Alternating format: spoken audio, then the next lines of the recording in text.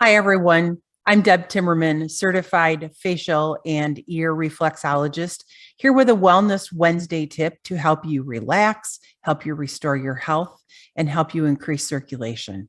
Reflexology stimulates endorphins. It can help relieve pain and, most importantly, help the body relax. Most people are familiar with foot and hand reflexology, but aren't aware that you can use face and ears and the points on those to do the same. It's been around for thousands of years. The first recorded use of ear reflexology was by Hippocrates in 400 BC. So that's a long time. You work with your thumb and your fingers to put pressure on the external ear. So either pinching or pushing in with pressure. Today, I'm going to talk about the Shen Men point. It's located under the curled part of the ear in this little triangular fossa that's in there, right above that little ridge that runs from the top of the ear around to the side.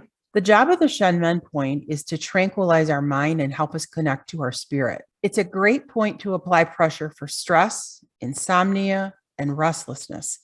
So it's hard today to relax totally, I know. And these are so easy to do. A great time to do this would be before a presentation, or maybe you're having trouble sleeping at night. So how you do it is you either take your thumb and your finger and you kind of pinch on that area. So you're applying down, and you can do both ears at the same time. I might look a little funny on the video, or you can use your pointer fingers and just find that point and put pressure on it.